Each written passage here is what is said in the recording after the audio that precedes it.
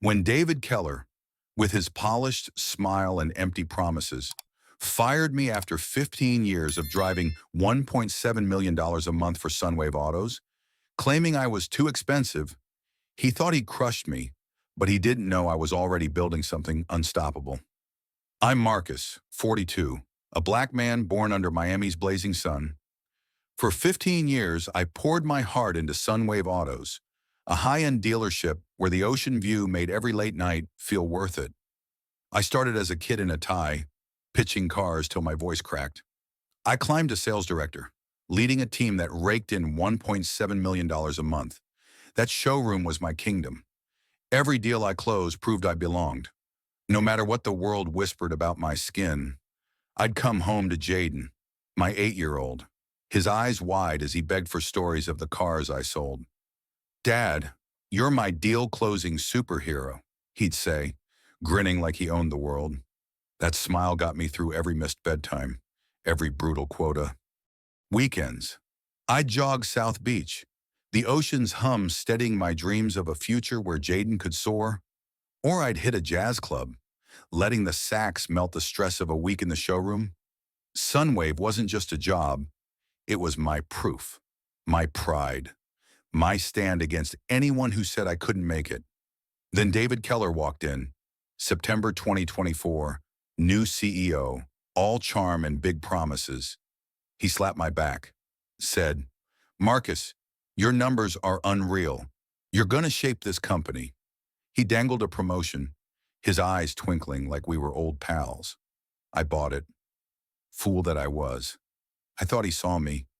He'd sit in my meetings, nodding as I pitched a sales strategy I'd spent months crafting. "Game changer," he called it, promising to back me. I felt on top, ready to take Sunwave to new heights, but cracks showed fast. His new managers, a tight crew, gave me looks like I didn't fit their polished world. I caught Keller praising a white colleague for an idea he'd ignored when it came from me. My stomach twisted. One night, I overheard him with Linda Hayes, our HR head, talking about a team that fits the new vision. Linda's voice was sharp, like she wasn't buying it. But Keller pushed on. Those words hit hard, pulling me back to schoolyard days when kids sneered I was out of place. I shook it off. 15 years, my awards, my team's respect.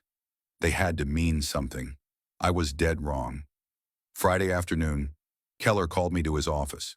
No handshake now, just a cold stare as he leaned back in his chair. "Marcus, we're restructuring. Your salary's eating up too much. You're done." My chest tightened. "Eating up too much? I bring in $1.7 million a month. You're gonna have to do better than that." He smirked, already scrolling his phone. "It's just business, Marcus. Nothing personal." But that smirk screamed lies. I walked out, the Miami sun burning my neck like a brand. 15 years, my whole damn life, tossed out in 5-minute flick of his wrist. At home, Jaden ran up, his little arms wrapping around me tight. "Dad, why do you look sad?" I pulled him close, my throat locked. I couldn't tell him his superhero just got crushed. The bills on my counter stared me down, each one a punch to my pride. Jaden's voice echoed, "We gonna be okay, Dad?" I forced a nod, but inside, I was drowning. Keller's fake smile haunted me, his nothing personal, a knife in my back. Then Maria, a sales rep with fire in her veins, pulled me aside the next day. Her whisper was urgent, like she was risking it all. "Marcus, it's not about your salary. Keller wants your strategies. He's stealing your work to make himself look good." My blood ran cold. That snake had played me from the start, and I'd trusted him. But something snapped inside me, a fire hotter than Miami's noon sun. Keller thought he could take my life's work and walk away clean. He was about to find out I don't go down quiet. And I had a feeling his lies were just the beginning. Maria's words burned in my chest.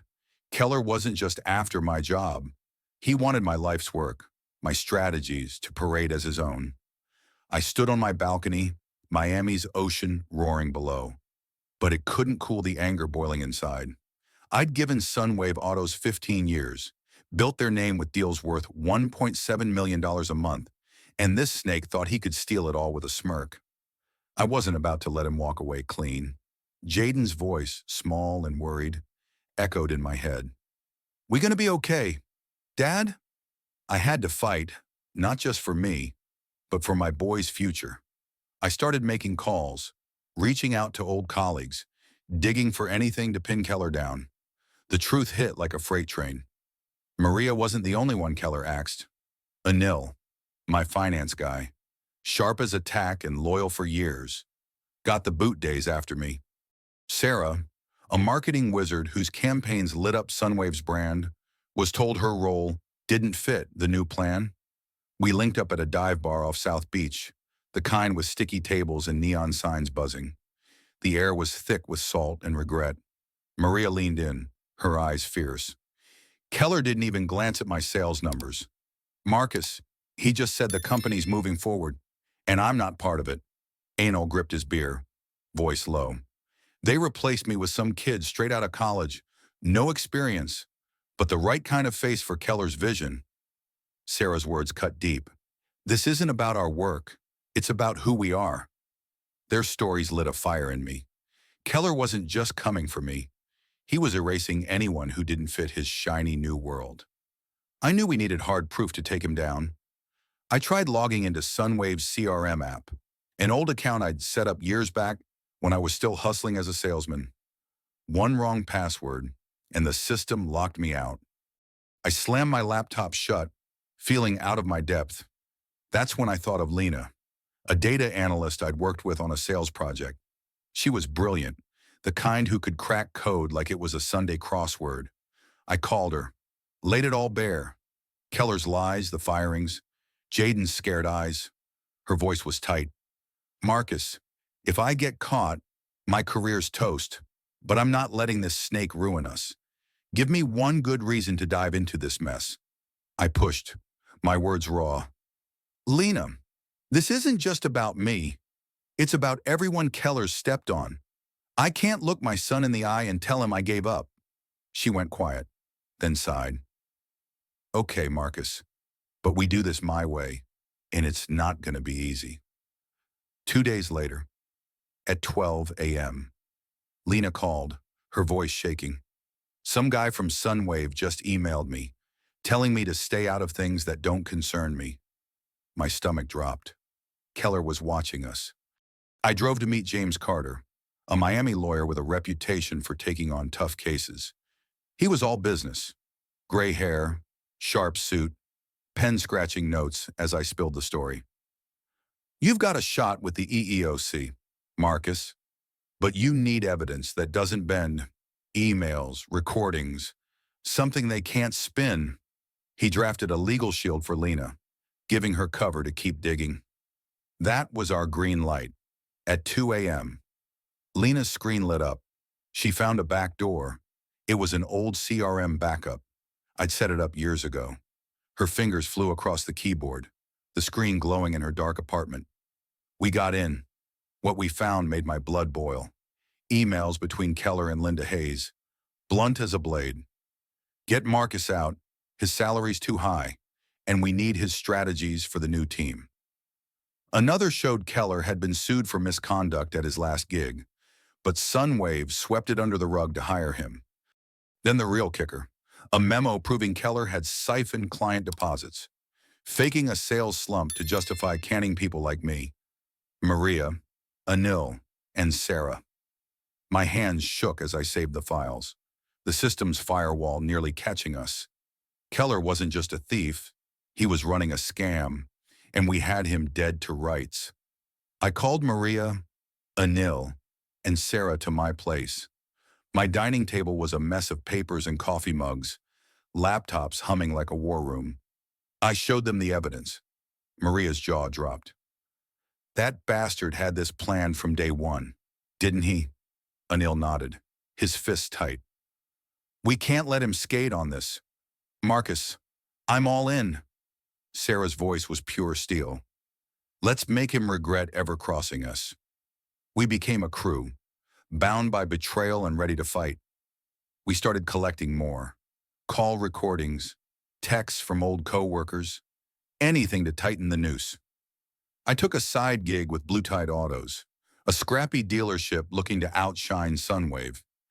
Their CEO, Elena Torres, a Cuban woman with a spark in her eye, heard my story and brought me on as a consultant. She saw my 15 years at Sunwave as pure gold.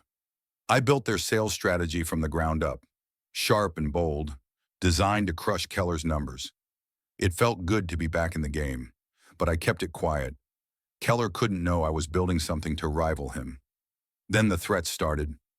My phone lit up at 12 a.m., an unknown number. Back off, or you'll regret it. I stared at the screen, my pulse hammering. Sarah got a similar message, and it spooked her bad. She was ready to walk. I sat her down, looked her in the eye. Sarah, remember when they told us we didn't belong? This is our chance to show them we do. For Jaden, for all of us. She took a deep breath, nodded. I'm not running. We sent our evidence to a reporter at the Miami Herald, setting up a story that could bury Sunwave. But I had a bad feeling. Keller was too slippery, too connected. Then Jamal called, a coworker I hadn't talked to in months. It was late, his voice low, like he was hiding. Marcus, Keller's rolling out a new sales campaign. It's yours, the one you pitched 2 years ago. He stole it, wiped your name clean off. I froze, my grip tightening on the phone. That campaign was my baby, built over countless nights, something I'd poured my soul into. Keller had hyped it, promised me a promotion, and now he was passing it off as his own. My blood roared in my ears. He'd played me like a damn fool. I told Maria, Anil, and Sarah. Maria slammed her fist on the table. That lowlife thinks he can steal your work and strut around like a genius? We're not letting him get away with this. Sarah nodded, her eyes fierce. Let's beat him at his own game. Marcus. Anil was quieter, his face uneasy, like something was eating at him. I should have seen it, but I was too caught up in the fight. Lena kept digging, chasing a thread from that commission transfer. She met me at a coffee shop in Little Havana, the smell of Cuban pastries heavy in the air. She leaned in, her voice urgent. I found an email from Robert Klein, a board member. He says Keller's skimming profits, rigging the books. He won't go public, but it's big. My heart raced. That transfer wasn't just shady. It was Keller's personal cash grab, hidden behind his vision for Sunwave. We were close, so close to nailing him. Then Anil called, his voice barely a whisper. Marcus, I messed up bad. Keller got to me, threatened my visa, said I'd be deported. I told him about our plan with the Herald, and that Lena's digging in their systems. The world tilted. Anil, my brother, had sold us out. Lena's cover was blown, our evidence at risk. I wanted to scream, to cut him loose right there. But his fear was real, a man caught in a trap I couldn't imagine. I paced my apartment, torn apart. Anger screamed to end him. Loyalty begged for a second chance. Anil, you listen to me, I said, my voice low and hard. Keller's the enemy here, not you. You want to fix this? Feed him lies. Keep him blind. You owe me that much. He choked out a promise. I'm in, Marcus, I swear. I hung up, my hands shaking. Trust cracked, but not gone. Keller thought he had us cornered, but I wasn't done. Something told me he was about to make a bigger mistake, and I'd be ready when he did. Anil's betrayal cut deeper than I expected. I stood in my apartment, the Miami Ocean's roar mocking my shaken trust. My brother, the guy I'd counted on for years, had sold us out to Keller, spilling our plan to expose him and blowing Lena's cover as she dug into Sunwave's systems. I'd given him a chance to make it right, but the damage was done. Our evidence, our shot at justice, hung by a thread. Jaden's face flashed in my mind, his small voice asking if we'd be okay. I couldn't let Keller win, not after he'd stolen my work, my pride, And now my team's safety. I had to push forward, no matter the cost. Lena was rattled, but she wasn't backing down. We met at a quiet spot in Little Havana, the air thick with coffee and cigar smoke. Her eyes were tired, her laptop open on a table cluttered with pastelito crumbs. They know I'm in their systems. Marcus, Keller's got people watching every move. I leaned in, my voice steady but urgent. Lena, we're too close to stop now. That email from Klein, it's our ace. We just need one more piece to bury him. She nodded, her jaw tight. I found a weak spot in Keller's phone, a flaw in the CRM I can exploit. But if I go for it, there's no turning back. I locked eyes with her. Do it. For everyone he's hurt. For us. She took a deep breath, her fingers already moving. That night, we worked in her cramped apartment, the glow of her screen our only light. Lena's code cracked open Keller's phone, and what we found was pure dynamite, a recording. Keller's voice smug as he talked to Linda Hayes, Sunwave's HR head. Marcus's salary is killing us. Linda, his campaign's mine now. Get him out, and make it quick. His arrogance made my blood boil.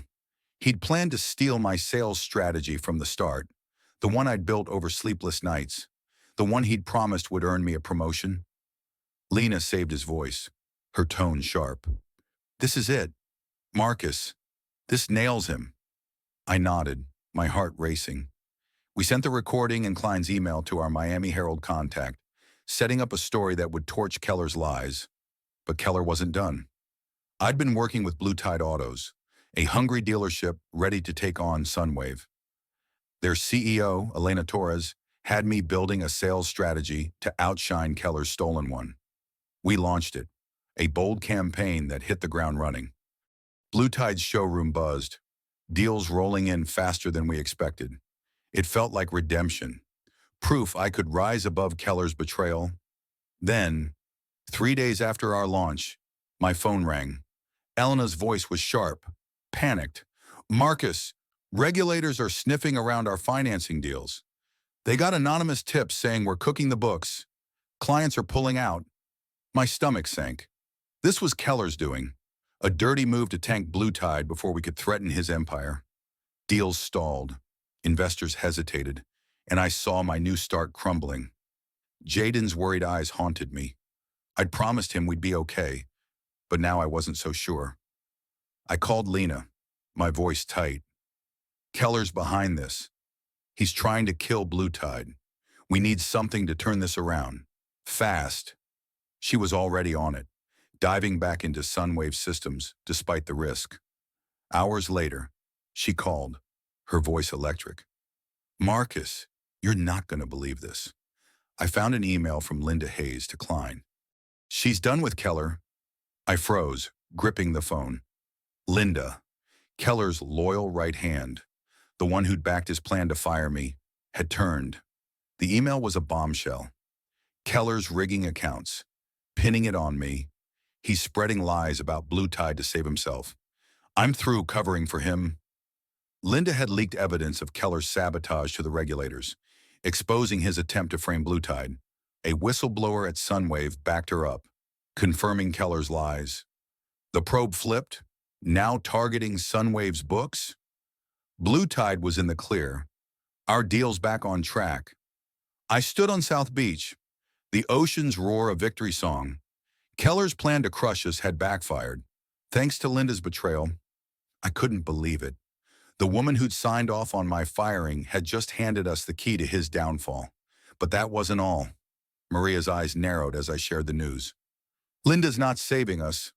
Marcus, she's covering her own skin. Keller pushed her too far. Anil, quieter since his betrayal, spoke up. I fed Keller fake info. Like you said, he thinks we're scared. He's got no clue what's coming. Sarah's voice was fire. Let's use this. Hit him with the Herald story, the EEOC filing, everything we've got. We were ready to strike, but I felt a chill.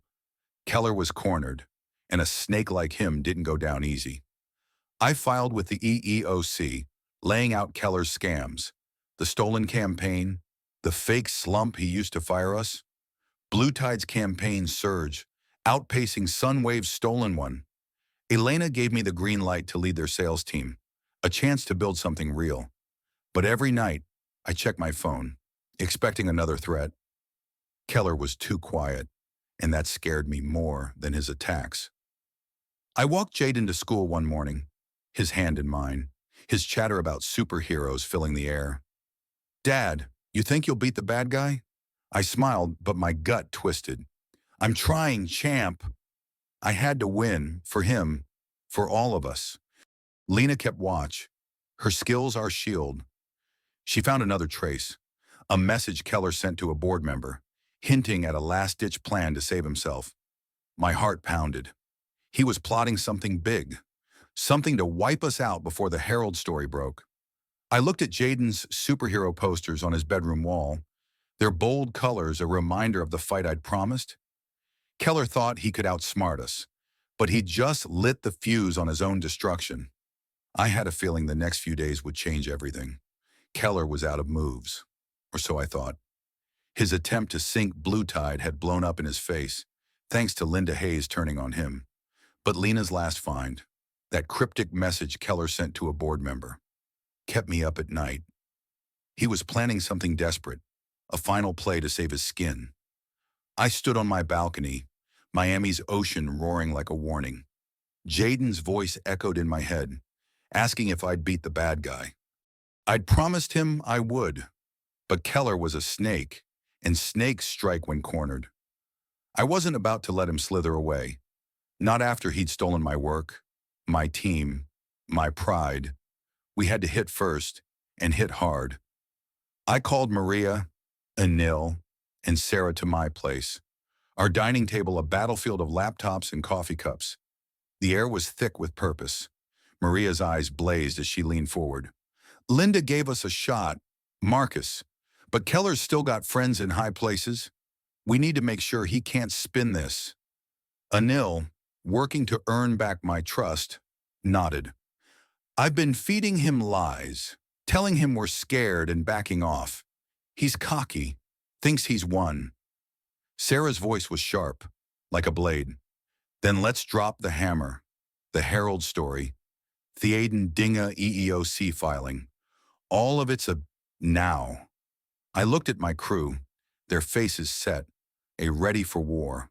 We'd been betrayed, threatened, a push down to the edge, but we were still standing. It was time to end this. Lena was our ace. She'd been digging nonstop, her apartment a maze of screens and empty takeout boxes.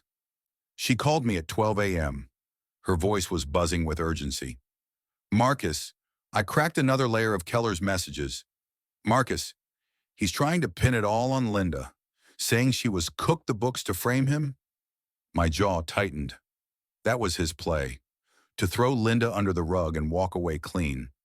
But we had proof, a recording of him bragging about stealing my campaign, an email from Klein proving he'd rigged accounts, and Linda's own words exposing his lies. I told Lena to send everything to the Herald with a note to our reporter. "Tell them to run it front page. Keller's done." She laughed, a rare sound. "Consider it nailed."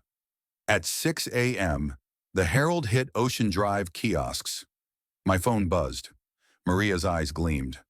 Anil fist-bumped me. Keller was done. The headline screamed betrayal. Sunwave CEO caught in profit-skimming scandal. Targets Black and Latino workers. It laid out everything. Keller's fake sales slump, his theft of my campaign, the client deposits he'd siphoned, and Linda's whistleblower email tying it all together. The article quoted our fight with the EEOC, accusing Keller of discrimination and fraud. Miami buzzed, social media roared, clients fled Sunwave's doors, but he didn't go quiet. That afternoon, my phone rang, an unknown number. Keller's voice was low, venomous. "You think you've won, Marcus? You're nothing without me. I made Sunwave, and I'll burn it down before I let you take credit." I gripped the phone, my voice steady but cold. "You're finished. Keller, You stole my work, lied about my salary, and thought you could break me. Look at Ocean Drive. Your lies are front page now." He laughed, a hollow sound. "This isn't over. You'll see." He hung up, and a chill ran through me. His threat felt real, like a man with nothing left to lose. I drove to Blue Tide's showroom, where Elena Torres was rallying the team. Our campaign, the one I'd built from scratch, was soaring, pulling in deals worth $2 million a month. Clients who'd fled Sunwave were lining up, drawn to our honest hustle. Elena pulled me aside, her eyes fierce. "Marcus, you've got a gift. I want you running sales, full time. This is your house now." I nodded. A weight lifting. Blue Tide was my fresh start, proof I could build something better than Keller's lies. But I kept checking my phone, waiting for Keller's next move. That night, Lena called, her voice urgent. "Marcus, Keller's trying to wipe Sunwave's servers. He's destroying evidence. Anything that could tie him to the scam." My pulse raced. If he succeeded, he could dodge the worst. Maybe even spin a comeback. I told Lena to block him, whatever it took. She worked through the night, her skills a firewall against Keller's desperation. By dawn, she'd locked him out, saving every damning file. The regulators, tipped off by Linda's leak, were already digging into Sunwave's books. Keller was trapped, his last play dead in the water. The next day, Sunwave's board called an emergency meeting. By noon, Keller was out. A new CEO, a woman named Carla Vega with a reputation for fairness, took over. She reached out to me, Maria, and Nil, and Sarah, her voice heavy with regret.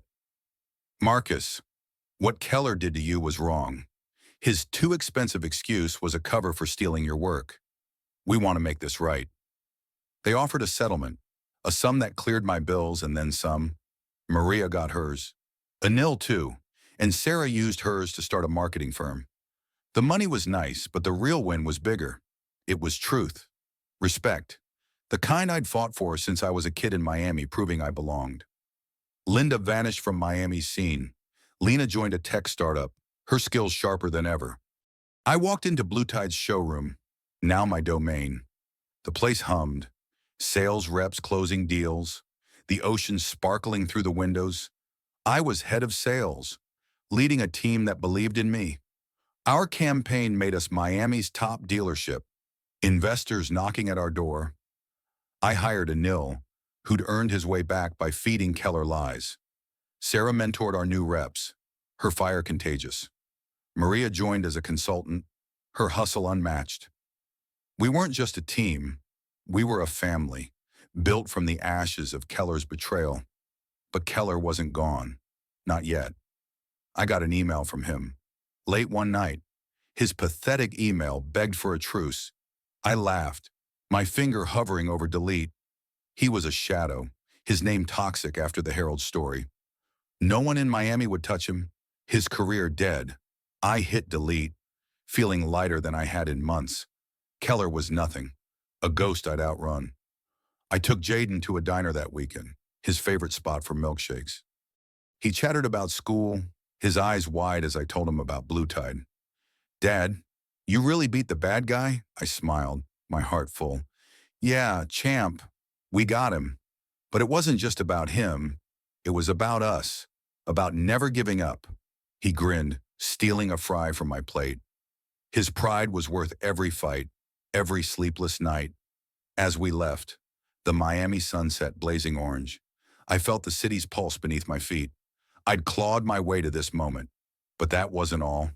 It was what I'd leave behind, the mark I'd make for Jaden and everyone else who'd been told they didn't belong. Something told me this fight had sparked something bigger, and I was ready to see it through. The dust had settled, but the fire in me hadn't. Keller's fall was a headline. His name poisoned in Miami streets. Blue Tide Autos, my new home, was thriving. Deals hitting $2 million a month. Our showroom alive with the hum of victory. I'd turned betrayal into triumph, leading a team that trusted me, a family forged in the fight. But as I stood on my balcony, the ocean's roar a steady pulse. I felt a deeper calling, This wasn't just about winning a war. It was about what I'd leave for Jaden, for the kids who look like me, for anyone who'd ever been told they weren't enough. I wanted my fight to echo beyond me, to light a path for others. I started small, but my heart was big. Miami's kids, especially Black and Latino ones, faced walls I knew too well, doors slammed shut, dreams dismissed. I'd been that boy, running through Overtown, dodging doubts, scraping for a shot. Now, at 42, I had a chance to tear those walls down. I launched a mentorship program tied to Blue Tide to train young hustlers in the auto game. I called it Drive Forward, a name Jaden picked, his eyes bright as he said, "Dad, it's like you're giving them a car to chase their dreams." We set up shop in Little Havana. Murals lit the walls. Café con leche filled the air. I stood in front of 20 teens, their faces a mix of hope and skepticism. One kid, Miguel, all sharp eyes and quick wit, asked me straight, "How do you make it when everyone's betting against you? What's the trick?" I looked at him, my voice firm but warm. "No tricks. It's all about grit. You find your fight, your reason to keep going, like my son, and it carries you through the worst days. You're stronger than they know." Maria's eyes gleamed. The room buzzed and questions flew. I saw my younger self in them, and I'd swore I'd give them every chance to shine. They'd earn it. Proof they could own the showroom. The program grew fast, our impact unstoppable. Maria taught sales, her energy a storm, turning kids into pitch masters. Sarah ran branding sessions, transforming shy teens into storytellers. Anil, steady as ever, showed them how to read a balance sheet, his redemption sealed in their nods. Blue Tide funded it all. Elena's fierce nod a promise.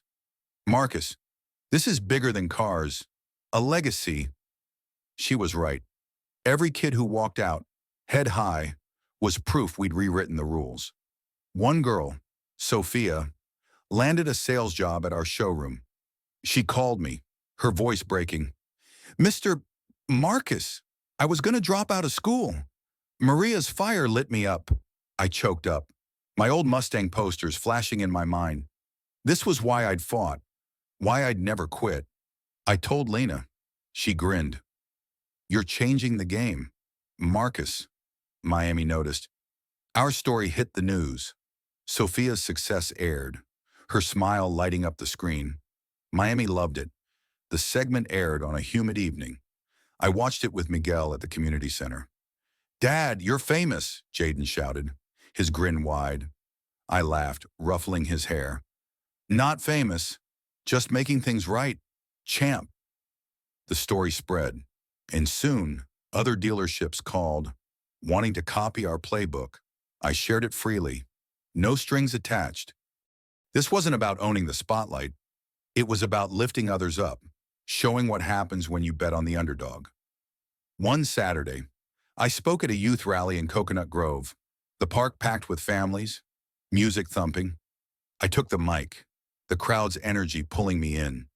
I told them about Keller, how he tried to erase me, how I'd fought back with Lena's hacks, Anil's courage, and Linda's unexpected turn. I talked about Blue Tide, how we built something honest, something ours. A boy in the back shouted, "How do we win like you, Marcus?" I smiled, my voice carrying over the crowd. "You win by knowing your worth. No one can take that from you, not a boss, not a system, not a lie. Find your fight and don't let go." The cheers were deafening, hands raised, faces lit with fire. I stepped off the stage, Jaden running up, his arms around me. "Dad, that was awesome." His pride was my anchor, my reason for every step. Blue Tide became more than a dealership. It was a symbol, a place where hard work and hard outshone greed. Our sales kept climbing, investors calling from New York, LA, even overseas. I stayed head of sales, but my real work was in those kids, in the community that believed in us. Maria, Anil, and Sarah were my rocks. Each deal we closed a nod to our shared fight. We'd turned pain into power, betrayal into brotherhood. Months later, I walked through an auto show in Miami Beach. Blue Tide's booth packed, our cars gleaming under the lights. I heard a voice behind me, weak, familiar. Keller, his face gaunt, his tie loose. "Marcus, I didn't mean for it to go this far." I turned, my eyes steady. "You made your choices. Keller, you tried to break me, but I'm still here. Look around. This is what I built." He opened his mouth but no words came. I walked away, the crowd's buzz drowning him out. He was nothing, a shadow I'd left behind. That evening, I took Jaden to a pier off Key Biscayne, the water shimmering under the stars. We leaned on the railing. Miami's neon-lit causeway pulsed with life. I gave him a small notebook, leather-bound, his name etched on it. "For your big ideas, champ, you're going to change the world one day." He hugged me, his voice soft. "Dad, you already did. You showed me how to be strong, how to never give up." I held him tight, my eyes stinging. Miami's breeze wrapping us in its warmth. I'd fought for him, for us, for every kid who'd ever been told they didn't belong. Looking out at the ocean, I saw my life clear. I was a black man who'd turned a knife in the back into a ladder to the top. I wasn't just Marcus, the sales guy. I was a father, a mentor, a builder of dreams. Every kid in Drive Forward, every deal at Blue Tide, every cheer at that rally, they were my legacy. If you're out there facing your own Keller, don't back down. Share your fight. Show the world you're unstoppable.